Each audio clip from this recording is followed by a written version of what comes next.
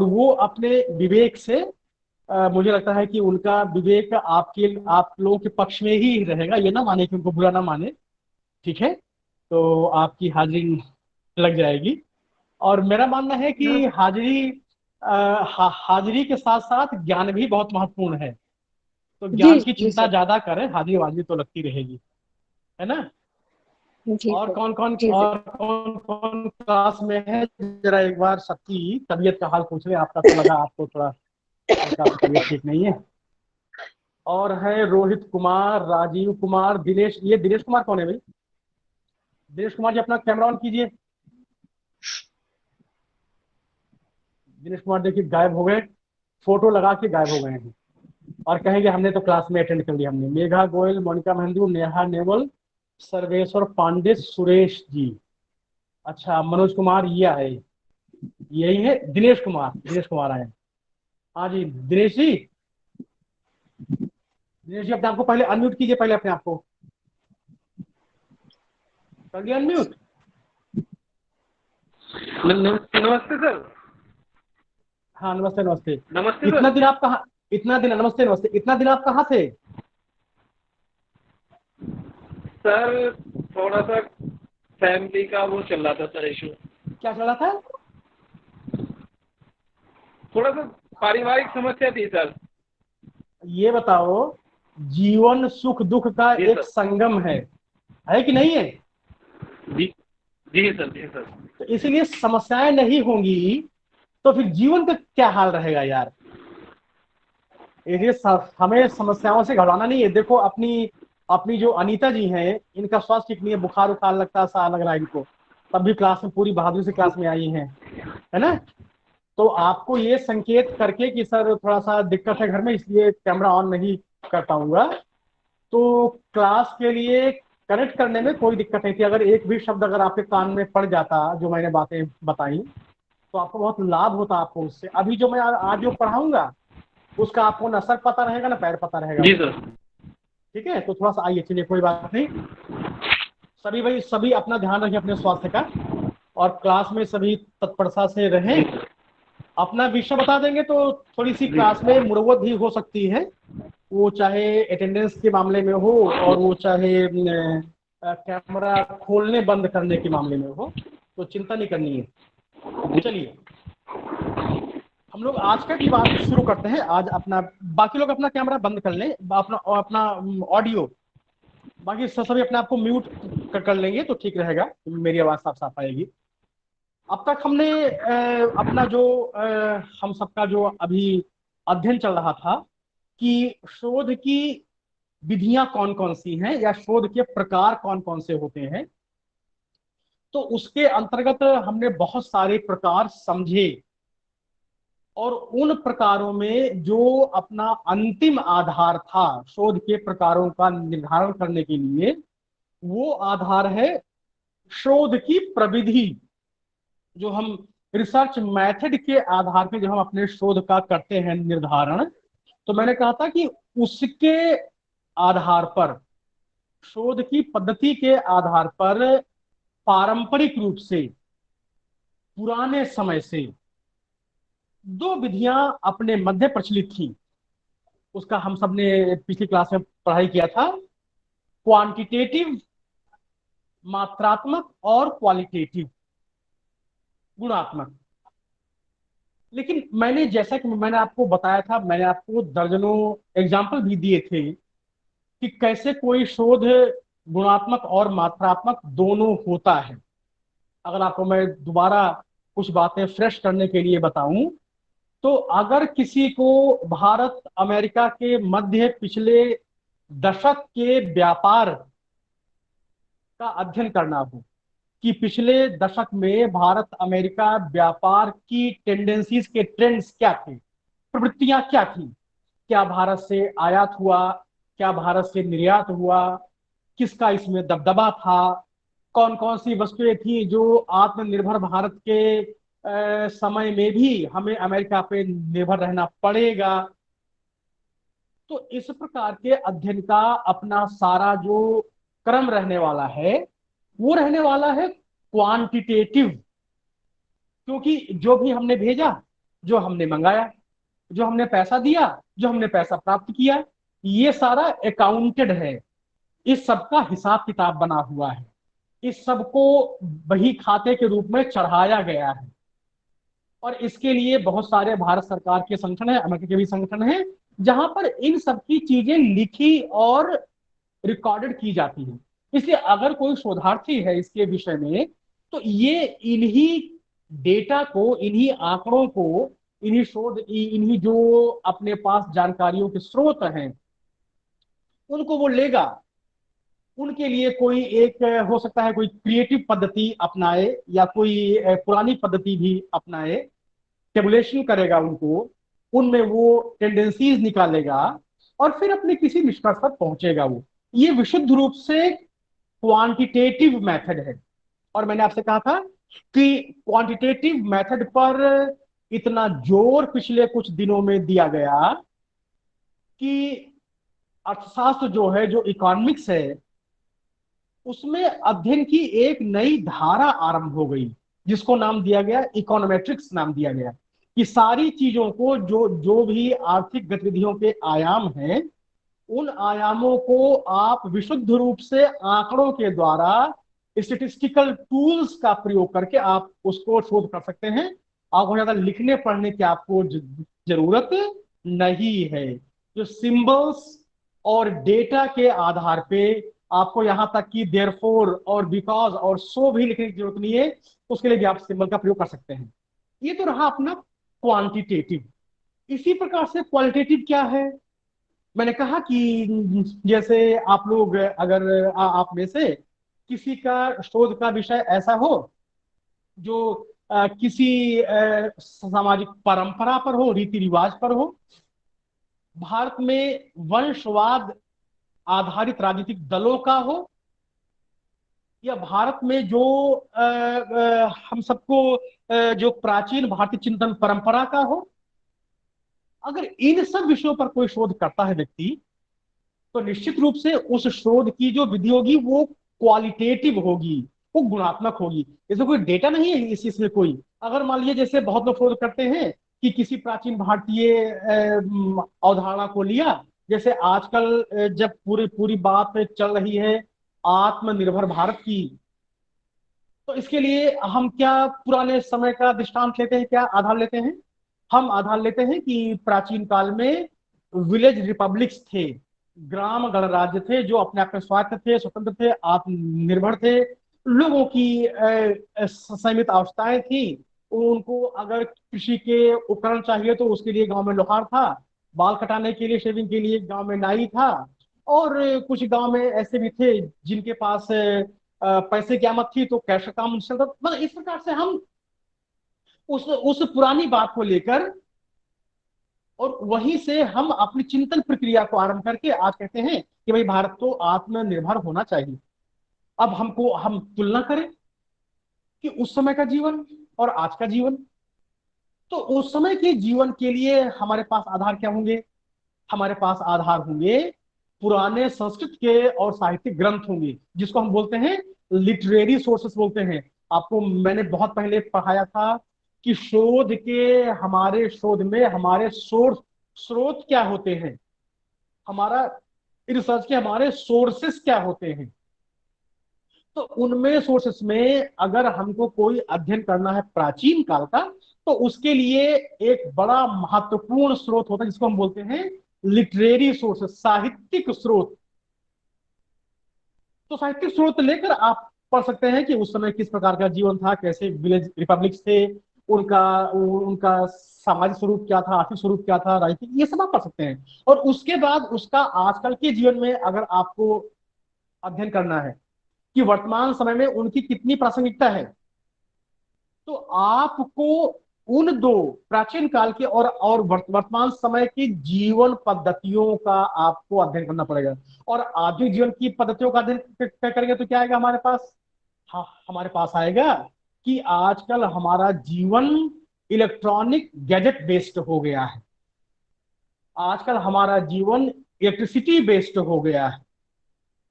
आजकल हमारा जीवन ICT, information and communication technology के बेस पे हो गया है। और ये तीनों चीजें कैसी हैं, जो मैंने कहा कि इलेक्ट्रॉनिक गैजेट्स हैं, पावर बिजली या इलेक्ट्रिसिटी है, और आईसीटी है।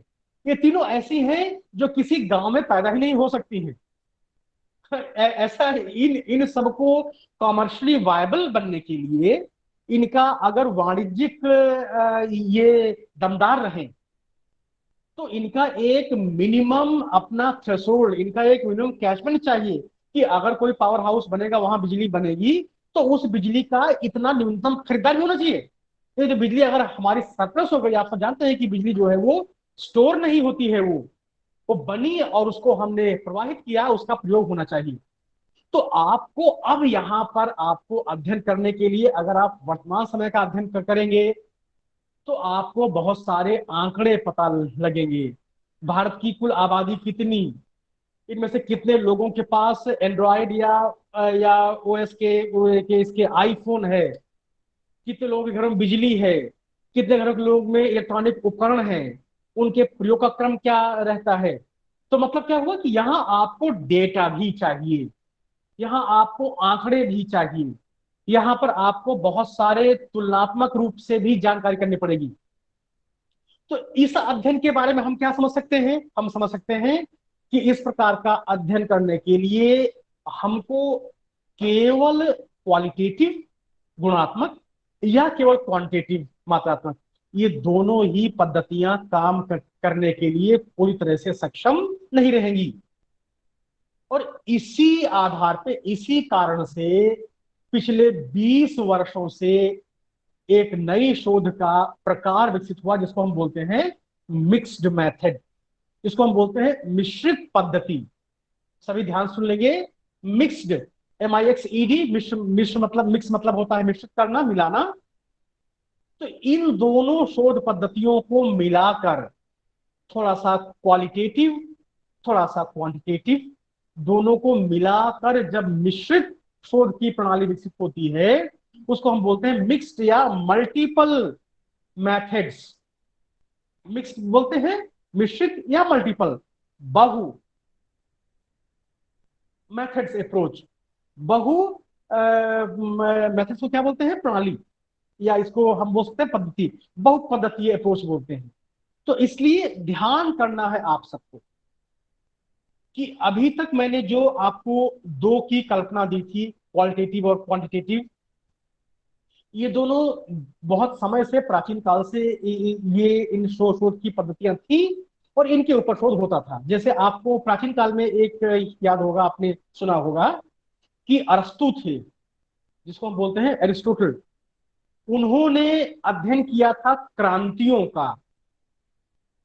उनका एक अध्ययन का विषय था कि संसार में क्रांतियां क्यों होती हैं, और उन्होंने सारी उस समय के जितने भी उनके ध्यान में ज्ञात क्रांतियां थी, उन सबका उन्होंने डेटा इकट्ठा किया था, और 100 से अधिक उन्होंने क्रांतियों का जो भी उस समय उपलब्ध डेटा रहा होगा, वो उन्होंने प्रयोग किया, और वो इस निष्कर्ष पर पहुंचे। या अगर ये हम सबके लिए बातचीत का भी विषय हो सकता है, इसलिए मैं एक बार इस सभा में, अपनी क्लास में इस विषय को मैं रखता हूं कि हम में से किसी ने पढ़ा है क्या, और पढ़ा है तो प्रश्न ये है कि अरस्तु ने जो अध्ययन किया प्राचीन काल में क्रांतियों का, उनके अध्ययन का, उनका जो शोध का प्रश्न था वो ये था कि संसार में क्रांतियां होती क्यों हैं। तो अब आप में से किसी एक आध दो लोग बताएं अपने अध्ययन या अपने विवेक के आधार पे कि अरस्तु किस निष्कर्ष पर पहुंचते कि संसार में क्रांतियां क्यों होती हैं। बताइए, कौन कौन बताएगा। सर परमेश्वर। हाँ जी, बताइए जी, सर्वेश्वर जी। सर असमानता पिता है। हाँ जी, हाँ, कौन है ये, अनुराधा है क्या। सर मैंने ऑन किया था, अनीता वर्मा। हाँ अनिता जी, हाँ बताओ। सर उन्होंने एक्चुअली बोला था कि क्षमता व्याप्त होती है, इसकी वजह से सर क्रांति होती है। क्या होती है, आपका की कीवर्ड मिस हो गया मुझसे। सर समाज में असमानता व्याप्त होती है। हाँ, बहुत बढ़िया, बहुत बढ़िया, बहुत बढ़िया। इसका मतलब आप लोगों ने थोड़ा बहुत पढ़ लिया यूपीएससी वगैरह के लिए। चलो, बहुत सर अच्छा। हाँ हाँ जी। सर राजकिशोर। उन्होंने हाँ, राजकिशोर जी, आप भी वही कहेंगे जो इन इन इन दोनों ने कहा ना? सर थोड़ा सा अंतर है अच्छा, बताइए, अंतर बताइए। सर। उसमें उन्होंने कि असमानता व्याप्त तो होती है नहीं, लेकिन लोगों के अंदर असमानता की भावना जन्म लेने लगती है। उन्होंने भावना पे ज्यादा जोर दिया था, इसलिए उसको रोकने का हाँ, प्रयास था। बिल्कुल, बहुत बढ़िया, बहुत बढ़िया। तो चलिए, बहुत बढ़िया। अभी सभी, आप सब अपने आप को म्यूट कर लेंगे, सभी तीनों अपने आप को साथ ही म्यूट कर लेंगे। तो बहुत अच्छा बताया आप लोगों ने, और इसका मतलब कि आप लोगों ने पुराने समय, अभी मुझे पता नहीं अभी क्या पढ़ रहे हैं, लेकिन पहले आप लोगों ने पढ़ा हुआ है। तो अरस्तु ने जब अध्ययन किया अपना, तो उनके अध्ययन की विधि क्या थी? पहली बात तो ये मुझे आपको बताना था। तो उनके अध्ययन की विधि थी क्वांटिटेटिव, उनकी विधि थी मात्रात्मक, और उन्होंने क्रांतियों से संबंधित सारे आंकड़े उन्होंने इकट्ठा किए, जितना संभव था उस समय। उस समय वर्ल्ड वाइड वेब नहीं था, इंटरनेट नहीं था, लेकिन जो भी उनसे संभव हो पाया यूनान में रह के उन्होंने इकट्ठा किया। और आप लोगों ने अच्छा बताया, तीनों लोगों ने अच्छा बताया कि उनका ये कहना था उनका कि जिस समाज में लोगों के मध्य असमानता का भाव भर जाता है, लगता है कि समाज, जो सामाजिक जीवन है, उसमें कुछ ऊंचे हैं, कुछ नीचे हैं, कुछ ऐसे हैं जिनके पास सब कुछ है, कुछ ऐसे हैं जिनके पास उनके तुलना में कुछ कम है।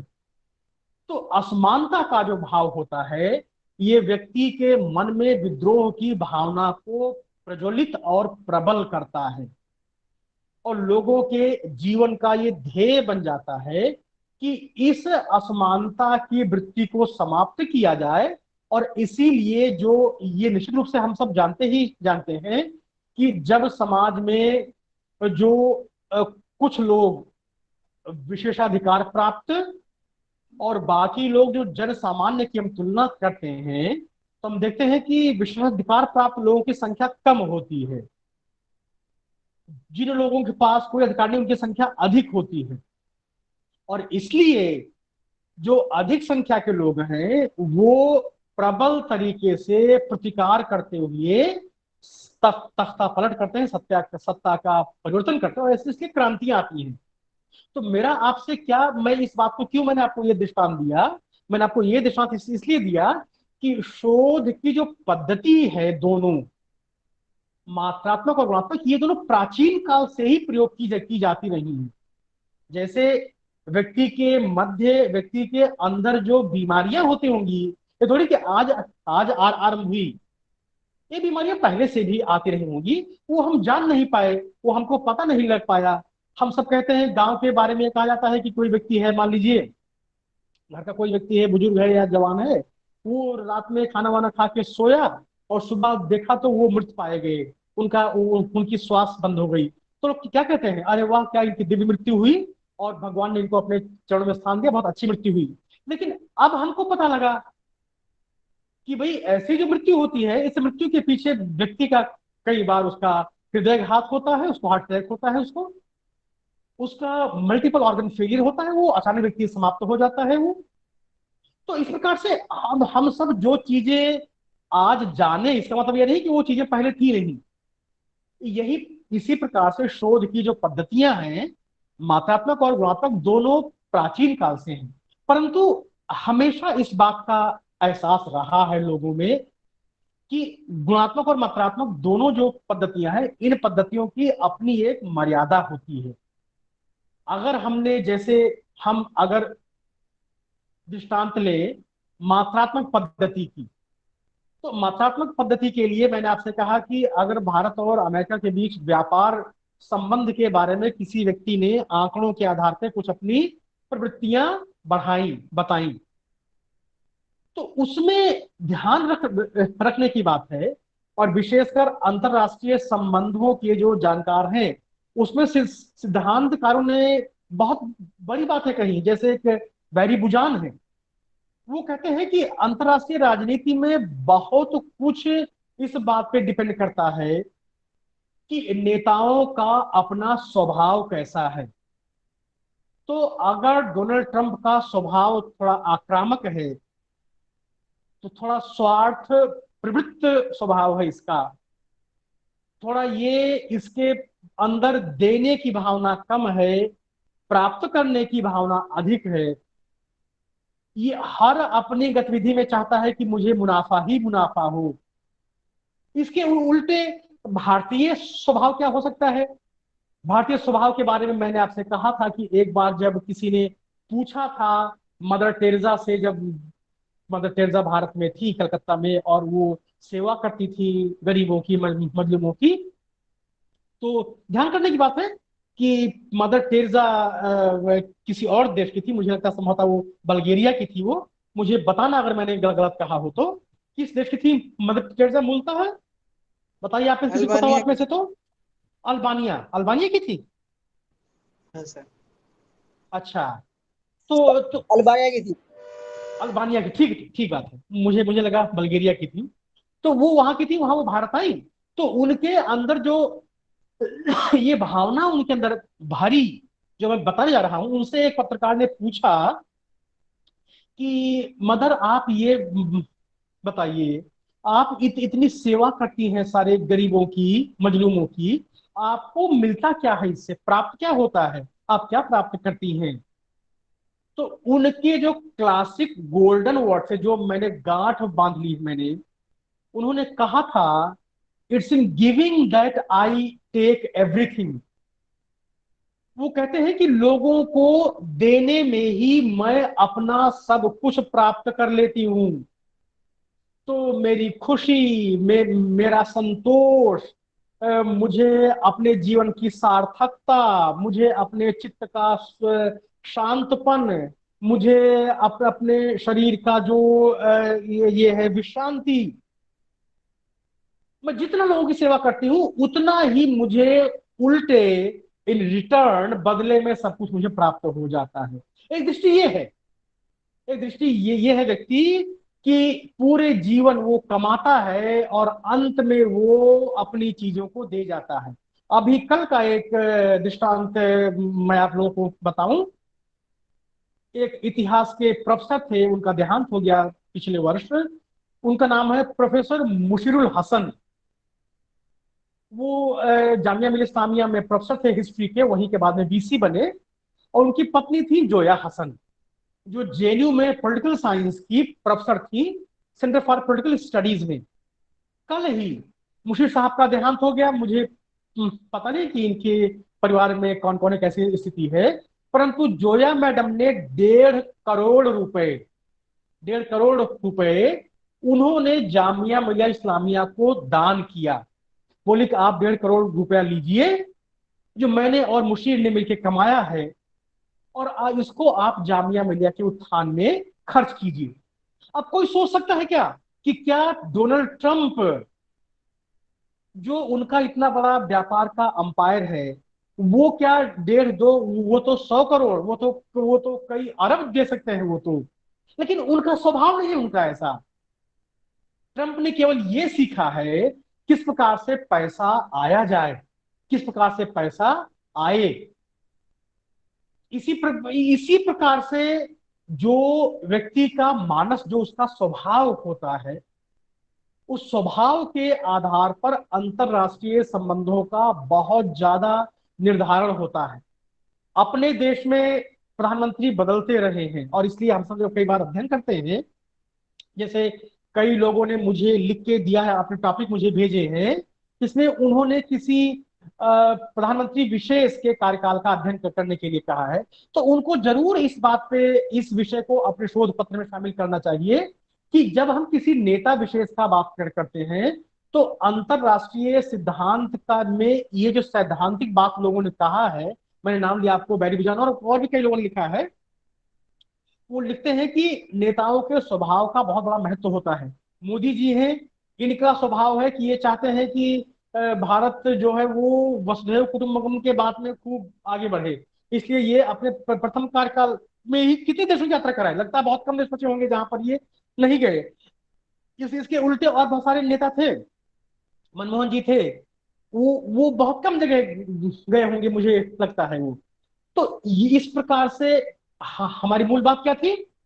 हमारी मूल बात ये थी कि अगर कोई व्यक्ति पिछले पिछले 10 वर्ष में भारत और अमेरिका के व्यापार संबंधों का अध्ययन करता है तो ये सही बात है कि उसको 50-60% अपनी बात को आंकड़ों के आधार पर कहनी पड़ेगी, लेकिन 30-40% बात उसको निश्चित रूप से उस देश की राजनीतिक संस्कृति, उस देश की जो कूटनीतिक पद्धति है, उस समय विशेष के, जैसे वहां पर एक राष्ट्रपति 4 साल के लिए आता है तो 2 टर्म ये थे अपने बराक ओबामा थे, तो 2 टर्म बराक ओबामा का, 1 टर्म ट्रंप का, लेकर वो 12 वर्ष का अपना कालखंड ले सकता है। तो अब इसमें उसको जरूर अध्ययन करना चाहिए कि बराक ओबामा और ट्रंप में के व्यक्तित्व में क्या अंतर था, जिसके कारण से भारत और अमेरिका के व्यापार संबंधों में अंतर पड़ा। अब ध्यान करने की बात है कि अगर हम किसी के व्यक्तित्व का अध्ययन करते हैं तो व्यक्तित्व में आंकड़े तो है नहीं कि हमको कोई डेटा है, उसमें हमको उस व्यक्ति का स्वभाव है, उसका अपना एक्लचरेशन है, उसकी जिस सांस्कृतिक परंपरा से वो पैदा पला बढ़ा है वो होता है इसमें। और इसी प्रकार से उस व्यक्ति की जो दृष्टि होती है, मैंने आपको दृष्टि बताई एक जो बिजनेसमैन की, एक बिजनेसमैन के बारे में एक और मैं आपको थोड़ी सी कहानी में सुनाता हूं कि एक बार एक बड़े लाला थे, तो लाला के पास बहुत धन था और उनके घर में एक कक्ष था जहां पर केवल नोटों से और सिक्कों से ही वो भरा हुआ था वो कमरा, और वहां पर एक जाली लगी हुई थी। उनका एक कर्मचारी था, वो पूछे कि लाला जी ये बताइए आप इतना पैसा आप कैसे कमा लेते हैं? तो उन्होंने कहा भैया देखो, मैं पैसा लगाता हूं और पैसा पैसे को खींचता है, तो मेरा पैसा सबके पैसे को खींच खींच के लाके और मेरी तिजोरी भरता रहता है। लाला के कर्मचारी ने सोचा कि अरे वाह, लाला ने ये अच्छी बात कही। और एक दिन जब लाला सोए हुए थे तो उसने 10 का नोट लिया और उस जाली में से वो डाल के और कोशिश किया, उसने कहा कि लाओ मैं 100 के, 1000 के, 500 के नोटों को मैं खींचूं।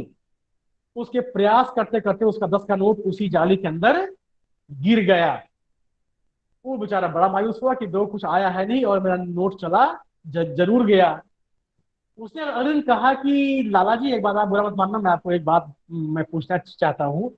आपने कहा था नोट को खींचता है, मैंने कोशिश किया आपके खींचने का, लेकिन कोई नोट मुझसे खींचा ही नहीं, उल्टे मेरा ही नोट गिर गया। तो उस लालन कहा कि भले मानस, मैंने ठीक कहा था, मेरे नोटों ने तेरे नोटों को खींच लिया।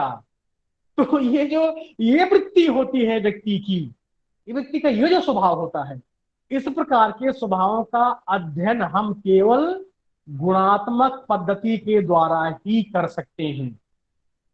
तो इस पूरे जो अभी तक का मैंने आपको दृष्टांत बताया, मैंने आपको विषय रखा, इस विषय का सार तत्व मैं अगर कहना चाहूं तो क्या कह सकते हैं इसको ये कह सकते हैं कि सामाजिक शोधों की अधिकतर जो प्रणालियां हैं, जो बिंदु हैं, जो विषय हैं, जो प्रकार हैं, और विशेषकर पॉलिटिकल साइंस का अभी हम एक आध दो एग्जांपल लेके आपको मैं बताऊंगा।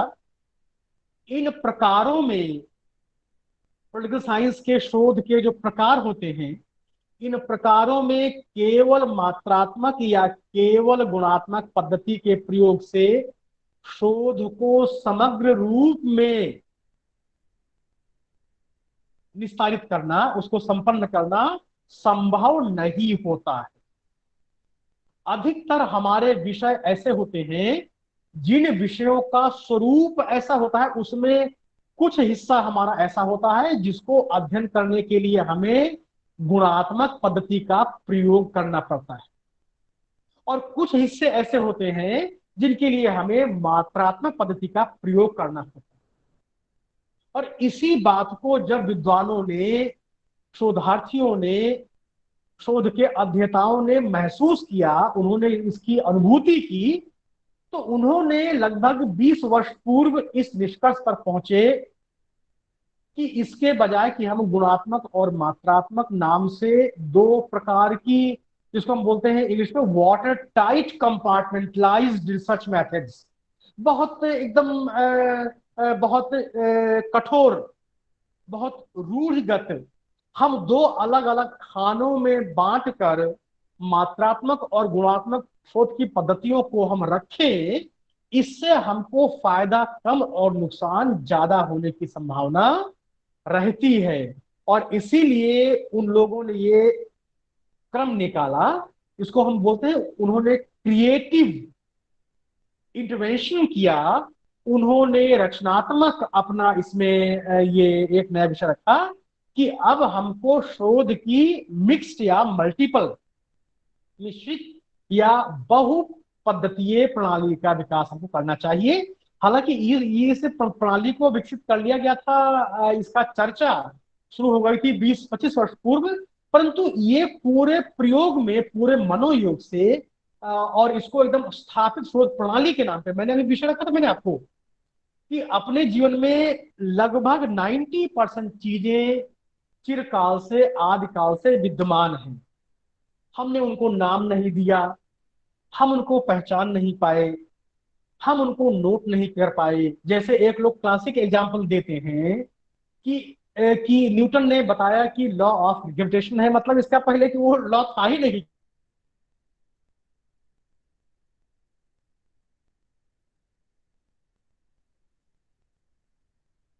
हाँ, लेकिन कोई उससे पहले ये विषय था, लेकिन चूंकि किसी ने ये बात को स्पष्ट रूप से कहा नहीं, ये बात कहा न्यूटन ने, इसलिए ये माना गया कि ये न्यूटन का सिद्धांत है ये, कि ग्रेविटेशनल फोर्सेस हैं प्रकृति में जो हर चीज को पृथ्वी की तरफ खींच रखती हैं। इसी प्रकार से मैं क्या कहना चाहता हूं कि मिक्स्ड पद्धतियों का प्रयोग भी लोग हमेशा से करते रहे हैं, लेकिन उस समय इसको नाम नहीं दिया गया और इसलिए ये एक शोध की स्थापित पद्धति भी नहीं मानी जाती थी। जैसे मैं आपको अपने शोध का दृष्टांत आपको मैं देता हूं। मेरा पीएचडी में रजिस्ट्रेशन हुआ था 1995 में। कितने वर्ष हो गए? 25 वर्ष हो गए। जब मैंने दिल्ली विश्वविद्यालय के पॉलिटिकल साइंस डिपार्टमेंट में 1995 में मैंने पीएचडी में रजिस्ट्रेशन करवाया था। विषय मेरा क्या था? मैंने आपको कई बार जिक्र किया है, डिजास्टर मैनेजमेंट इन इंडिया। उसके बाद कॉलन है, 2 डॉट होता है, a case study of flood control in Delhi.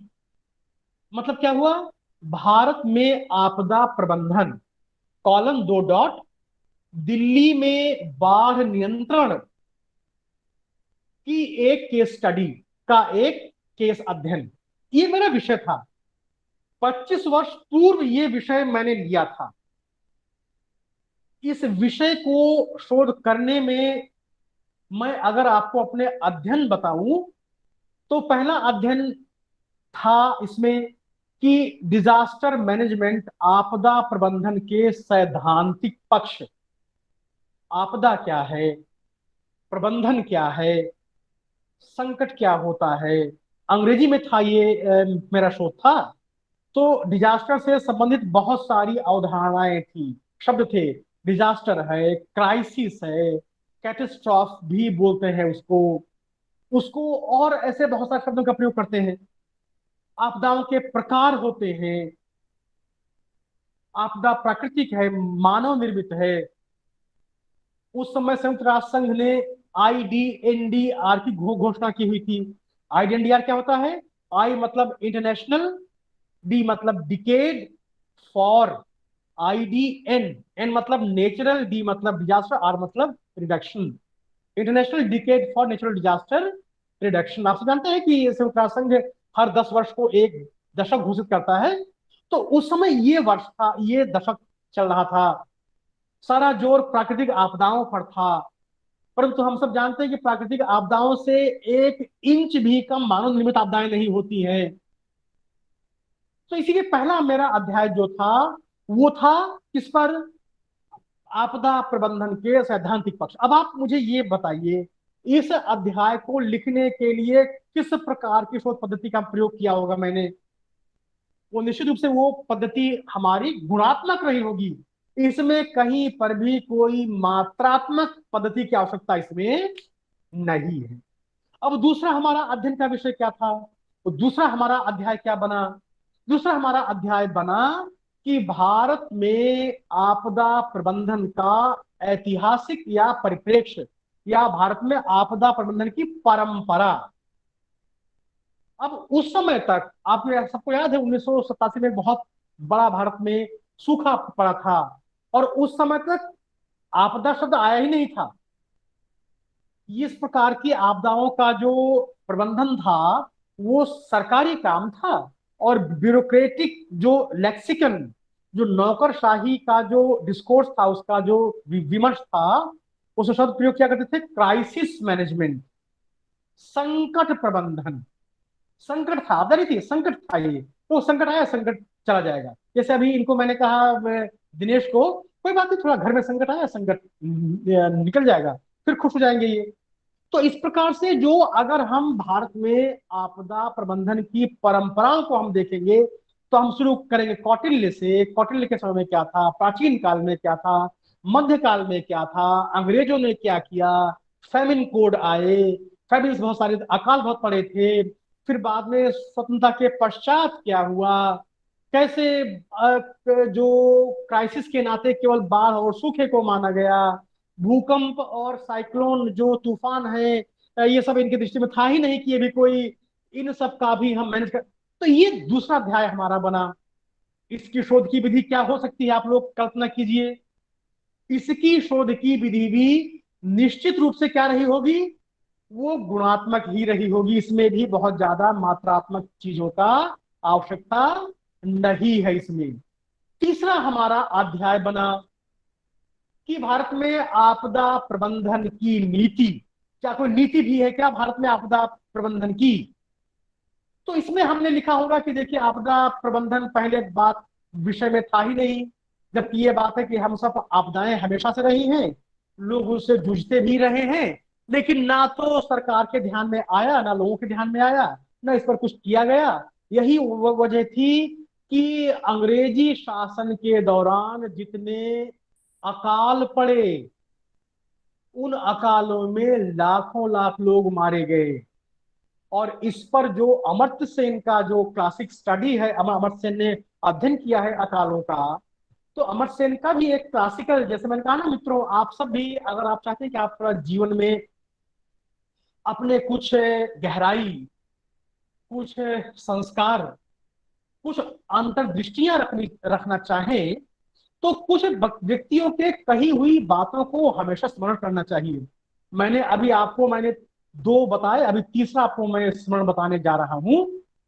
पहला मैंने आपको बताया पंक्ति बैरी बुजान की, जिसमें उन्होंने कहा था कि अंतरराष्ट्रीय राजनीति में अन्य तत्वों, आर्थिक तत्व हैं, भू राजनीतिक तत्व हैं, और बहुत सारे उसमें जो स्ट्रेटेजिक डिफेंस का बहुत सारे तत्व हैं। उन्होंने कहा था कि नेताओं के स्वभाव का, टेम्परामेंट ऑफ द लीडर्स, ये शब्द प्रयोग किया था उन्होंने। इसका बड़ा महत्व है। और अगर हम टेम्परामेंट देखते हैं नेताओं का, हम अगर देखेंगे तो बहुत सारे देशों की, बहुत सारे जो ये देशों की जो विदेश नीतियां हैं, वो नेताओं के टेम्परामेंट पर ही आधारित रहती हैं। ये मैंने आपको दिया दृष्टांत। दूसरा भी मैंने आपको दृष्टांत दिया, मदर टेरेसा का क्लासिक गोल्डन वर्ड्स है, जो हम सबको ध्यान रखना चाहिए जब भी हम अपने जीवन में क्या खोया क्या पाया का आकलन करें। तो आप खाली इतना सोच लें कि आपके माध्यम से कितने चेहरों पर मुस्कान आई, यही आपके जीवन को सार्थकता प्रदान करने का सबसे बड़ा आधार रहेगा। तीसरी बात मैं आपको बताने जा रहा हूं अमर्त्य सेन का। अमर्त्य सेन ने कहा था कि जो उस समय जो बंगाल में मरे लोग, तो अभी भी जब भी हम सुने कि कुछ लोग भूखमरी से खाए बिना मर गए, जिसको हम बोलते हैं इंग्लिश में स्टारवेशन डेथ्स, जो भूखमरी से मृत्यु होती है, अमर्त्य सेन ने कहा था कि ऐसे लोग इसलिए नहीं मरते हैं कि समाज में, देश में भोजन की कमी थी।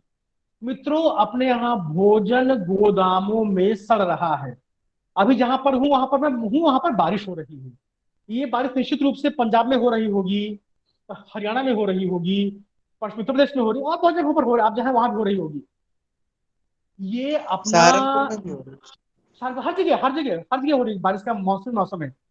अब सोचिए, जो फसल, जो गेहूं या कोई भी फसल जो होगी, वो अगर गेहूं कई अप्रैल में गेहूं कट चुका था, मई तक उसका वो जो उसमें जिसको हम बोलते हैं खलिहान, मंडी में पड़ा हुआ था, सेल नहीं हो पाया होगा, उसको ढका होगा पॉलिथीन से, लेकिन ये लगातार बारिश है, इससे वो गेहूं बच नहीं पाएगा।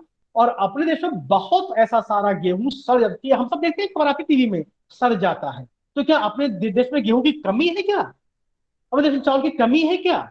आलू, प्याज, दाल और सारी चीज की कमी है क्या? अमर सेन कहते हैं कि कमी की वजह से अपने यहाँ संसार में कहीं भी लोग खाद्यान्न पदार्थों की कमी के वजह से वो भूखों नहीं मरते हैं। तो कैसे मरते हैं वो? तो अमर सेन जी ने कहा है कि वो इसलिए मरते हैं कि जो खाद्यान्न पदार्थ है उन तक उनकी पहुंच नहीं बन पाती है। अब किसी के गोडाउन में इतना अनाज पड़ा हुआ है, लेकिन वो तय करता है कि ये अनाज मैं चाहे सड़ जाए, चूहे खा जाए, लेकिन मैं गरीब लोगों को नहीं दूंगा, क्योंकि ऐसा देने से जो बाजार का जो तकाजा है, जिसको हम बोलते हैं मार्केट डायनेमिक्स, वो गड़बड़ाता है, और वो गड़बड़ाने में नहीं दूंगा। तो मित्रों, ये हम सबको ध्यान रखना चाहिए कि इस प्रकार के अकाल देश में पड़े, अंग्रेजों के कालखंड में पड़े, उनकी नीति कुछ नहीं बनी। उन्होंने क्या किया? उन्होंने कई अपने अकाल के, जिसको बोलते हैं फैमिन कमीशन बनाए उन्होंने, और उन कमीशन का बोल बाब लेकर उन्होंने एक फैमिन कोड बनाया, फैमिन कोड। उसमें क्या क्या क्या कहा गया कि भाई जब भी अकाल आएगा तो वो जो डीएम है, डिस्ट्रिक्ट कलेक्टर है, वो लोगों से लगान नहीं लगा, ये कर, बहुत मामूली बातें कहेगी। भारत आजाद हुआ उसके बाद भी नीति ऐसी।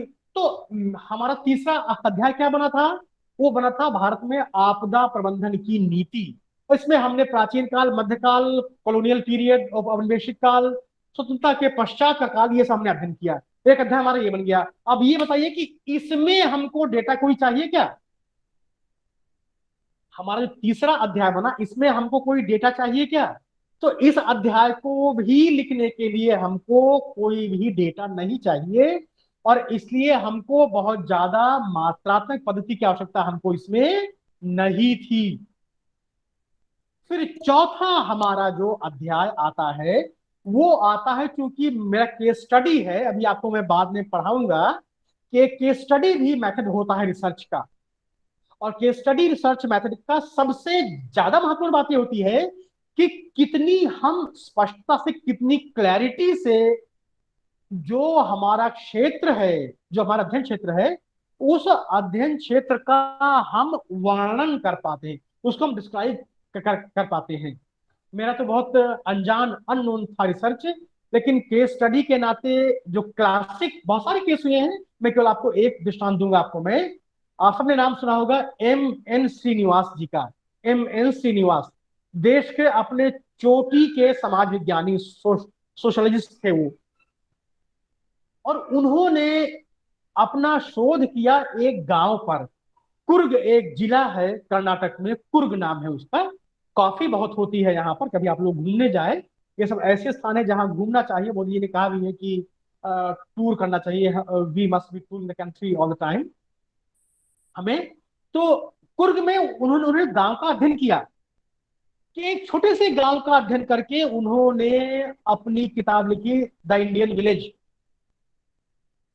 और वो उनकी किताब क्लासिक हो गई, कालजयी कृति हो गई। जैसे जो दर्जा अर्थशास्त्र और ऐसी किताबों को प्राप्त है, वही दर्जा सोशियोलॉजी में द इंडियन विलेज को भी प्राप्त है। क्यों प्राप्त है?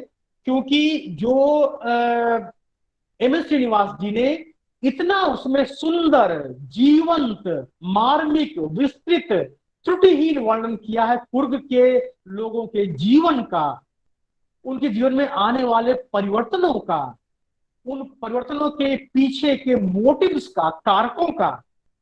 और इसी अध्ययन के बाद उन्होंने एक नया सिद्धांत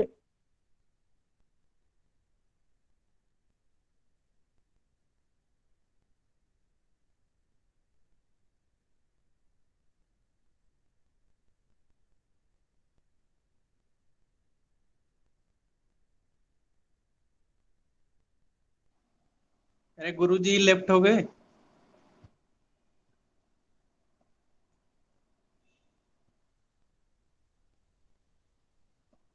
राज किशोर जी। हाँ, नेटवर्क प्रॉब्लम है लग रहा है। हो सकता है, बारिश भी बहुत हो रही।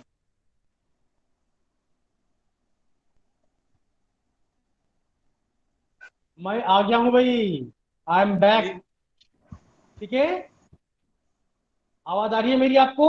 राजेश्वर जी आवाज आ रही है? हाँ जी जी सर, सर, आ आ रही रही है आ रही आ रही। हाँ, आ रही है मैंने सर। सर में खुजली कर दी और मेरा हाथ लग गया इसमें तार में। हाँ सर, लगा कि आपका फोन गिरा, ऐसे लगा। हाँ हाँ हाँ, वो थोड़ा सा हो जाता है ना, खुजली हो जाती है। हाँ सर। हालांकि थोड़ा मुझे सावधानी से करना चाहिए था। तो मैं कहता कि एम एन श्रीनिवास जी ने जो ये जो अपना अध्ययन किया, ये उनका केस स्टडी अध्ययन था, उनका केस स्टडी थी उनकी उस गांव की। और इससे उन्होंने एक क्लासिक कॉन्सेप्ट दिया, उन्होंने एक अद्भुत विचार दिया, जिसको हम बोलते हैं संस्कृताइजेशन। ये संस्कृताइजेशन का जो कॉन्सेप्ट आया, वो एक गांव के अध्ययन से आया था, एम एन श्रीनिवास जी।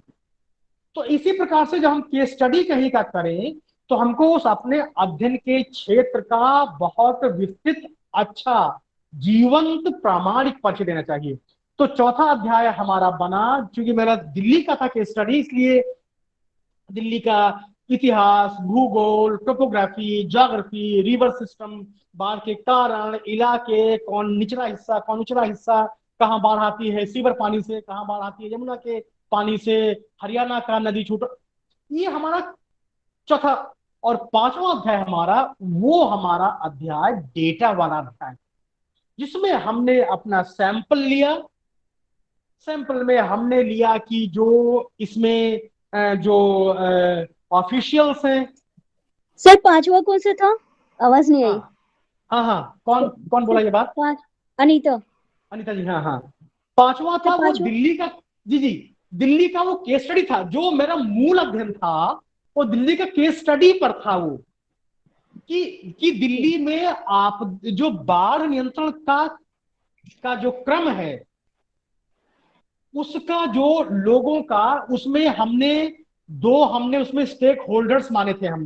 हमने दो माना था हित धारक, एक हमने माना था ऑफिशियल, जो इस कार्य को करने वाले लोग हैं। तो उसमें मंत्री भी थे उस समय, साहब सिंह वर्मा जी दिल्ली में विकास मंत्री थे, और मदन लाल खुराना जी उस समय दिल्ली के मुख्यमंत्री थे। तो मंत्री से लेकर उस समय डिविजनल कमिश्नर थे, इरिगेशन डिपार्टमेंट है, बाढ़ नियंत्रण। तो एक था ऑफिशियल सरकारी तबका, और एक था जो बेनिफिशरीज हैं, जो बाढ़ से त्रस्त रहते हैं, जिनको इन कंट्रोल के उपायों का फायदा मिला। इसमें हमने सैंपल साइज लिया, हमने 1200 सैंपल लिया, हमने हमने सबका जाके हमने सर्वे किया, क्वेश्चनेयर किया, उन जाके सवाल पूछे, इंटरव्यू किया, उनके सुख दुख पूछे, हमने डेटा इकट्ठा किया।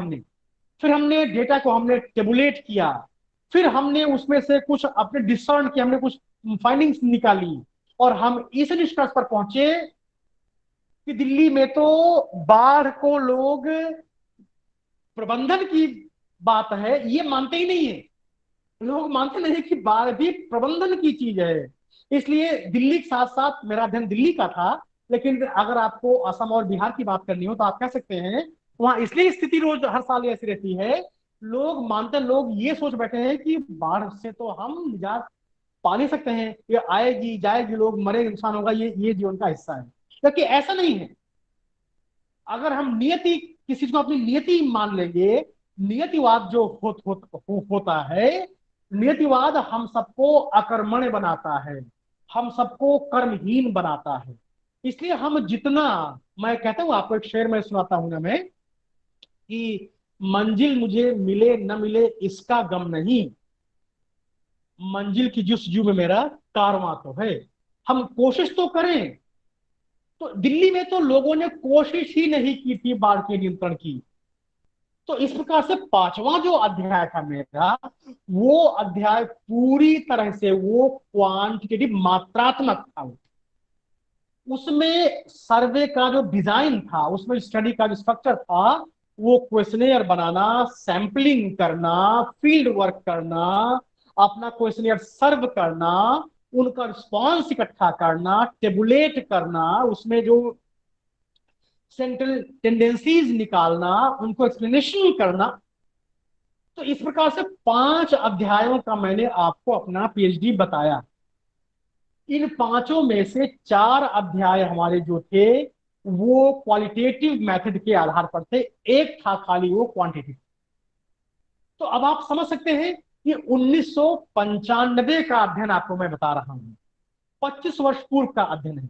तो उस समय भी मिक्स्ड मेथड से मतलब था ही। उस समय हमने जो शोध किया वो मिक्स मेथड शोध किया हमने। तो इसीलिए, लेकिन ये शोध, इसको नाम दिया गया और ये प्रचलित हुआ, स्थापित मान्यता बनी, ये पिछले 6 सालों की बात है। लेकिन अब इसको आप लोग अपने रिसर्च प्रपोजल में लिख सकते हैं कि मेरा जो रिसर्च मेथड है वो मिक्स्ड या मल्टीपल मेथड पर है। इसमें जहां या कुछ अध्याय के अनुसार आप लिख सकते हैं कि इस अध्याय का जो मेरा शोध का प्रविधि है वो गुणात्मक है।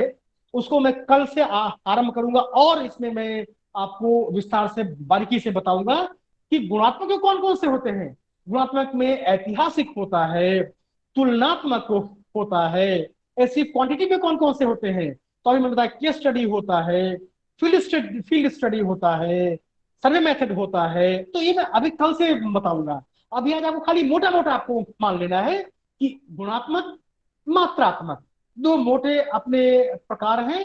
इन दोनों प्रकारों को हमको मिलाना पड़ता है और मिला के जब हम जिस मेथड से अपना शोध करते हैं उसको बोलते हैं मिक्स्ड मेथड ऑफ रिसर्च। तो ये आप सबको, अब हम आते हैं आपके काम की बात पर आते हैं कि आप सबको अपना जो भी रिसर्च प्रपोजल बनाएंगे उस अपने रिसर्च प्रपोजल का ये आप पहले इसकी कल्पना करें कि मेरा ये मेरा विषय है। जैसे सूची के विषय में सारा गुणात्मक है, इनका एक्सक्लूसिव मामला है, इनके लिए मात्रा की कोई अहमियत नहीं है, इसलिए मात्रात्मक और मिक्स्ड के दायरे से ये बाहर हो गई है। ये केवल गुणात्मक रूप से अध्ययन करना इनको, तो अपना साहित्य पढ़ ले दत्तोपंत जी का और उनके ऊपर जो टीका टिप्पणी है वो पढ़ लें और इस प्रकार से ये अपनी क्रियात्मकता का प्रयोग करते हुए, अपने क्रिएटिविटी का प्रयोग करते हुए, लेखन शैली का प्रयोग करते हुए ये अपना अच्छा एक शोध प्रबंध लिख सकती है। ये इसी प्रकार से अगर किसी व्यक्ति का जो शोध का विषय है तो उस प्रकार से जो मैंने बताया जहां पर मात्रात्मक है, जैसे मान लीजिए कोई अगर हेल्थ पॉलिसी पर निर्णय करे, हालांकि पॉलिसी का अध्ययन भी जो होता है वो उसमें बहुत ज्यादा अंश गुणात्मक का होता है, लेकिन अन्य प्रकार से जो भी शोध होते हैं हमारे उनमें खासकर पॉलिटिकल साइंस में तो मात्रात्मक शोध, विशुद्ध शोध का स्कोप कम होता है। 1950 के दशक में जब बिहेवियरल रिवोल्यूशन आया था, जब व्यवहारिक, बोलते हैं हिंदी में क्या, बिहेवियरल रिवोल्यूशन क्या बोलते हैं, व्यवहारिक क्रांति बोलते हैं, मैं उसका भूल गया हिंदी वाला शब्द जो था, सिर्फ व्यवहारवाद होता है, व्यवहारवाद। हाँ, तो जब बिहेवियरल जो रिवोल्यूशन आया था उस समय लोगों ने प्रयोग किया था बहुत सारा आंकड़ों का, और उनका जो मूल अध्ययन का बिंदु था वो चुनाव थे, वो कि चुनाव में कितना वोटर है, कितना वोटिंग हुई। जैसे अपने देश में जिसको हम बोलते हैं सेफोलॉजिस्ट बोलते हैं या इलेक्शन स्टडीज जिसको बोलते हैं, जैसे भारत में एक CSDS है दिल्ली में, centre for study of developing societies, उसमें योगेंद्र यादव थे, रामाश्वर रॉय साहब थे, प्रणय रॉय का नाम हम सब जानते हैं, वो NDTV के मालिक हैं, वो थे। तो इन लोगों ने खूब चुनाव का अध्ययन किया है। VB सिंह साहब थे, एक बहुत पुराने आदमी थे CSDS में ही। एक डेविड बटलर साहब थे, न्यूफील्ड कॉलेज है ब्रिटेन में उसके। तो इन लोगों ने चुनाव का अध्ययन किया। तो चुनाव का अध्ययन में तो हमको डेटा चाहिए, कुल वोटर कितने हैं, वो वोटिंग कितना हुआ, कितने रह गए, उसमें कौन किस जाति का है, कौन कितने धर्म का है, कौन किस पार्टी को दिया। इसका अगर अध्ययन है तब तो हमको बहुत ज्यादा प्रविधि चाहिए मात्रात्मक, लेकिन इस प्रकार के अध्ययन का वृत्ति कम है। क्योंकि इन इन सब के अध्ययनों में हमको बहुत इंसाइट्स चाहिए, अनुभव चाहिए, अंतर्दृष्टियां चाहिए, इसलिए आप लोग ऐसा ऐसा अध्ययन नहीं करते हैं। तो इसीलिए आप में से 90 या 95% लोगों का, जैसे इसका टॉपिक है, अजय का जो टॉपिक है, judiciary and protection of privacy rights in India, study of Supreme Court judgments, तो इसमें भी बहुत ज्यादा जो मामला, इसमें बहुत ज्यादा डेटा का नहीं है। तो इनका भी एक प्रकार से ये जो रहेगा वो गुणात्मक अध्ययन ही रहेगा। और इनके अध्ययन की जो एक आगे और जो विधि है, जो मैं बाद में पढ़ाऊंगा, उसको बोलते हैं कंटेंट एनालिसिस मेथड।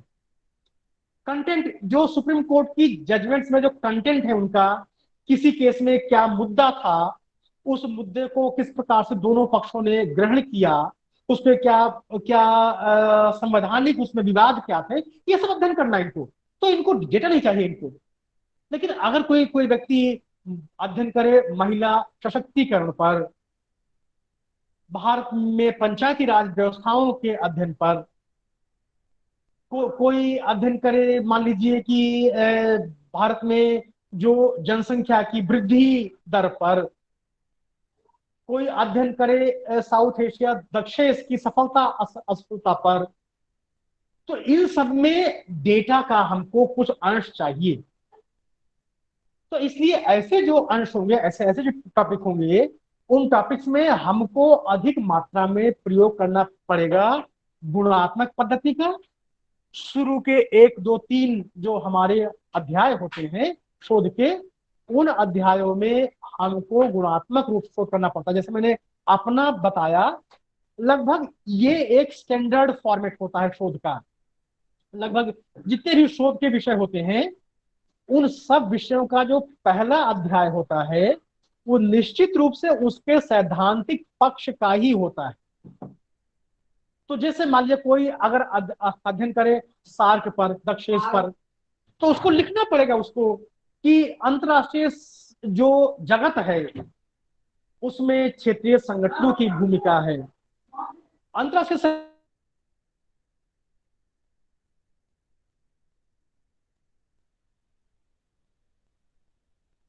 इसका किस प्रकार से ये आरंभ हुआ, इसका क्रम क्या रहा, इसको लोगों ने कैसे कैसे समझा, कैसे कैसे संगठन बने, उनके सफलता असफलता के मानक क्या रहते हैं, इसका सैद्धांतिक बातें जो हम सबको वो जानकारी करना है। दूसरा अध्याय फिर हम पढ़ सकते हैं, लिख सकते हैं कि अंतरराष्ट्रीय क्षेत्रीय संगठनों की वैश्विक परंपरा, दुनिया में इनकी ऐतिहासिकता किस प्रकार की है इनकी। तो ऐतिहासिकता के नाते कब पहले संगठन कब बने, इनके बनने क्रम कैसे आरंभ हुआ, किस प्रकार से इनके बनने के बाद लाभ प्राप्त हुए एक स्थान पे, तो और स्थानों के लोग इनसे प्रोत्साहित हुए, इन सरकारी गैर सरकारी प्रयत्न किस प्रकार के रहे, ये प्रकार हम इसको पूरा अध्ययन। और आज फिर कैसे, पहले था कि एक सामान्य रूप से जो युद्धों के पश्चात पीस ट्रीटी, शांति समझौतों से आरंभ होके किस प्रकार से अंतरराष्ट्रीय संगठन का स्वरूप आज फ्री ट्रेड जोन तक, फ्री ट्रेड एरिया तक आ गया है, ये पूरा हमको क्रम लिखना है। ये ऐतिहासिकता की बात है। फिर हम जिस सार्क का, फिर हम एक अध्याय लिखते हैं सार्क पे, लिखते हैं कि सार्क में क्या हो सकता है, सार्क कब बना, विचार कैसे आया, नेपाल ने कहा, बांग्लादेश ने कहा, HM इरशाद थे, उन्होंने इसके लिए जोर डाला, राजीव गांधी मान गए, ढाका में इसका पहला मीटिंग हुआ, ये पूरा इसका अध्ययन करना है इसका सार्क का। फिर हम आते हैं इसकी सफलता असफलता पर, तो सार्क ने क्या क्या काम किए, वो हमको डेटा हमको मिल जाएगा कि एक सेफ्टा का भी आइडिया आया। तो आपदा प्रबंधन क्षेत्र में क्या क्या इन्होंने काम किया, सार्क ने काम किया, सार्क ने क्या क्या काम क्लाइमेट चेंज के नाते क्या क्या काम किया, इसने गरीबी भूखमरी के लिए क्या काम किया, MDGs जो है मिलेनियम डेवलपमेंट गोल्स में क्या क्या, ऐसे। तो इस अध्याय में भी हमको गुणात्मक मात्रात्मक दोनों प्रविधियों का मिश्रण करना पड़ेगा। तो हम अंत में, अपने लेक्चर के अंत में इस बात को हम कह सकते हैं कि अभी के आज के समय में मिश्रित शोध पद्धति जो है वो सोशल साइंस में, विशेषकर पॉलिटिकल साइंस में, एक बहुत स्वीकार्य पद्धति के रूप में उभरी है। और हम सबके जो विषयों का स्वरूप होता है इसके बारे में इसी पद्धति के प्रयोग के द्वारा ही हम अपने शोध को इसके उत्कर्ष तक, इसको हम लॉजिकल कंक्लूजन तक ले जा सकते हैं। तो इस प्रकार से मेरी बातचीत आज की पूरी होती है। इस विषय के ऊपर बहुत विस्तार से मैंने नहीं विस्तार से बताया ये पद्धति है क्या, इसके लाभ क्या है, हानि क्या है, एप्लीकेशन क्या है, सावधानियां क्या है, इनके एहतियात क्या है और किस प्रकार से करना है, इस सब के बारे में विस्तार से रंजीत कुमार की किताब में बताया गया है। आप लोग वहां से इसको पढ़ लें, समझ लें। कुछ प्रश्न हो तब भी आप बताना पढ़ने के बाद, और अभी कोई किसी के पास प्रश्न तो आपका स्वागत है। मेरी तरफ से मेरी बात पूरी होती है। बताइए, किसी के पास कोई प्रश्न हो, कोई जिज्ञासा हो तो बताइए।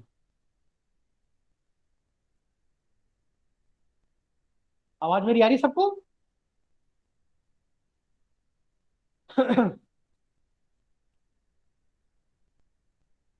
दिनेश, दिनेश कौन है क्लास में क्या? सर मेरा क्वेश्चन है मणिप्रभा। हाँ मणिप्रभा बताओ। सर मुझे ये पूछना था, जैसे आपने बताया था कि चैप्टर, अगर जैसे चैप्टर प्लानिंग है उसमें मात्रात्मक और गुणात्मक जो मैं स्टार्ट करूंगी, कि पहले चैप्टर में मेरे को गुणात्मक का ज्यादा देखने को मिला है स्कोप, तो गुणात्मक लिखना पड़ेगा। लेकिन एंड ऑफ द चैप्टर मुझे पता चला कि मेरा जो शोध है उसमें मेरे को गुणात्मक और मात्रात्मक दोनों देखने को मिला है। तो लास्ट वाले में मात्रात्मक और गुणात्मक दोनों की कंडीशन है, तो मुझे दोनों मिश्रित अवस्था दिखानी है, उसकी मिश्रित प्रवृत्ति दिखानी नहीं है। नहीं, दिखाना हमें कुछ नहीं है, ये तो दिख ही जाएगा। मतलब लिखना है जी। हाँ हाँ, ठीक है ना। जैसे जी। मैंने कहा था कि शोध जो है वो स्विमिंग की तरह है, वो तैरने की, तैराकी की तरह है। आप जब पानी में जी। उतरेंगी तभी आपके हाथ पैर ऑटोमेटिकली चलेंगे। केवल आप अपने घर में बारिश को देखकर हाथ पैर चलाएं, हवा में उछालें, उससे आप तैराकी सीख नहीं पाएंगी मणिप्रभा जी। और बताएं, और कोई है क्या? जी सर, राजकिशोर। जी राजकिशोर जी बताइए।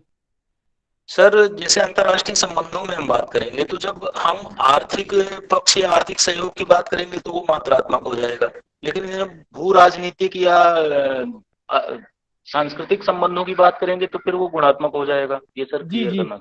जी जी बिल्कुल बिल्कुल। इसमें इसमें बहुत बहुत मोटा अंतर है कि जो मात्रा का डेटा हमको कहाँ कहाँ हमको मिल सकता है। तो डेटा हमें आमतौर पे वहां पर मिलता है जीवन की, कल भी मैंने बात बताई थी, जिन चीजों को हम मात्रा के रूप में व्यक्त कर सकते हैं। जैसे मैंने कल आपसे कहा था हाउ मेनी, हाउ मच, ये अंतर हमें समझना चाहिए। तो जिन जैसे आर्थिक संबंध है, अर्थव्यवस्था का सारा तामझाम ही मात्रा पर निर्भर करता है। इसलिए आर्थिक पक्ष है या जो राजनीतिक सहभागिता का प्रश्न है, जैसे हम बात करें कि 33% आरक्षण मिला है जहां महिलाओं को, तो वहां कितनी मात्रा में महिलाएं पढ़ी लिखी हैं या वो अपने दायित्व को समझ रही हैं, तो यहाँ पर हमको डेटा मिल सकता है, यहाँ पर हम अध्ययन कर सकते हैं। या हम मान लीजिए कि आपने जहां रहते हैं वहां के आपने किसी जिले का अध्ययन किया कि मुझे ये जानकारी करना है कि इस जिले में जो मनरेगा कार्यक्रम लागू होता है इसमें कितने घरों में इस कार्यक्रम के पश्चात, इस कार्यक्रम के क्रियान्वयन से वहां पर मौलिक जीवन स्तर में बदलाव आया। तो आपको तो डेटा यहाँ मिल जाएगा ना भाई, कि जिले में कुल कितने घर हैं, कुल कितने मनरेगा में काम पाए, उनमें से कितने शहर में, कितने गांव में है, कितने शहर के सड़क के पार है, कितने सड़क के दूर है, कौन किस जाति का है। तो यहाँ अगर आपको डेटा मिल जाएगा तो आपका ये अध्ययन मात्रात्मक हो जाएगा। हमको ये बहुत सहज, जैसे हमारी जीभ जो है बड़े सहज रूप से, जैसे हमने मुंह के अंदर अपनी उंगली लगाई, उस स्पर्श करके वो बता देगी कि ये खट्टा है, मीठा है, नमकीन है, स्वाद है। ऐसे हमारा स्किल है, हमारा हमारा जो चमड़ा जिसको बोलते हैं सेंस ऑर्गन, हल्का पता लगे, इसको लगा कि ये आराम अच्छा है, ठंडा है, गर्म है।